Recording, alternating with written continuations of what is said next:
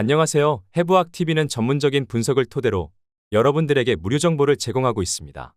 결과로서 과정을 입증시켜 드리겠습니다.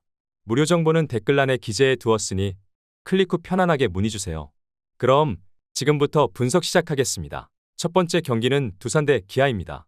먼저 두산은 콜 어비니 시즌 3승 도전에 나섭니다.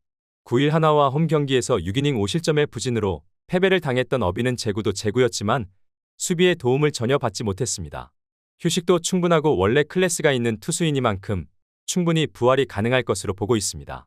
이어서 기아는 윤영철이 시즌 첫 승에 재도전합니다.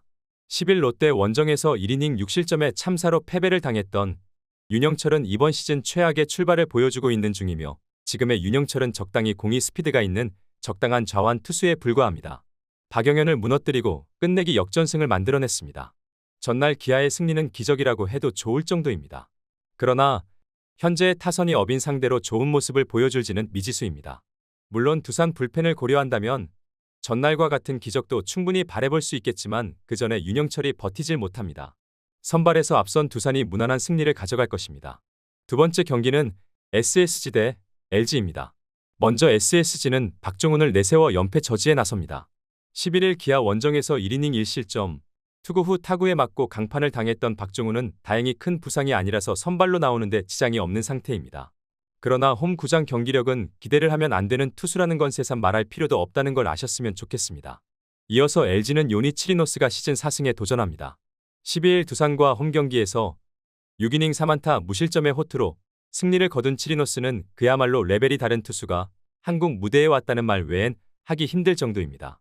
솔직히 지금의 치리노스를 과연 다른 KBO 팀이 공략할 수 있을지 의문김이 들 정도입니다.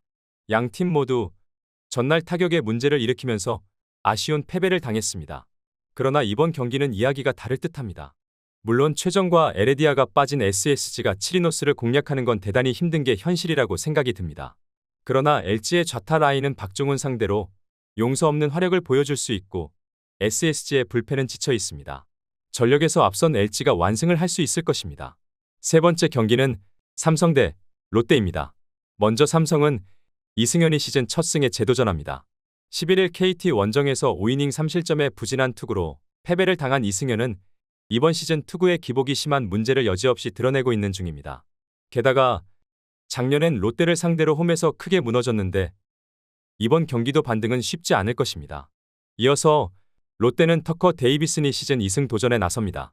12일 NC와 사직 경기에서 6이닝 2안타 무실점의 호투로 승리를 거둔 데이비슨은 좌완에게 강한 NC 상대로 매우 훌륭한 투구를 보여주었습니다. 이번 시즌 두산전을 제외하고는 좋은 투구를 이어가는 중인데 피홈런이 매우 적다는 점이 이번 경기에 대한 기대치를 높여주는 부분일 것입니다. 양 팀 모두 최근의 타격은 상당히 매섭습니다. 특히 롯데는 분위기가 완벽하게 살아난 상황이고 이승현의 투구가 금년 좋지 않다는 점 그리고 최근 롯데 타선이 좌완 투수 상대로 힘을 낸다는 점에서 우위를 점유할 가능성은 높습니다. 라이온즈 파크니까 삼성의 장거리포를 기대해봐야겠지만 데이비스는 장거리포 제어력이 좋은 투수입니다. 불펜이 변수지만 그건 두 팀의 리스크가 평행을 이룰 만큼 비슷하지만 선발에서 앞선 롯데가 끝내 승리를 가져갈 것입니다. 여러분 영상은 잘 보고 계신가요? 오늘도 여러분들을 위한 하루가 되었으면 좋겠습니다. 영상이 끝나면 좋아요와 구독 부탁드리겠습니다. 이어서 바로 진행해 볼게요. 네 번째 경기는 키움 대 KT입니다. 먼저 키움은 전준표가 시즌 첫 선발 마운드에 오릅니다. 3월 30일 SSG와 홈 경기에서 아웃 카운트 없이 2실점 투구를 한 뒤 2군으로 내려갔던 전준표는 1군 선발의 찬스를 받고 올라온 상황입니다. 그러나 금년 전준표의 투구를 고려한다면 기대를 거는 것 자체가 너무 심한 게 아닌가 싶을 정도입니다. 이어서 KT는 엠마누엘 대 헤이수스가 시즌 2승 도전에 나섭니다. 9일 NC와 홈 경기에서 3이닝 1실점 투구 이후 몸에 이상을 느끼고 마운드에서 내려갔던 헤이수스는 다행히도 큰 문제는 없는 것으로 드러난 상태입니다.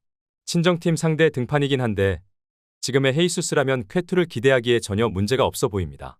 전날 KT는 이길 수 있는 경기를 마무리의 부진으로 허무하게 날려버렸습니다.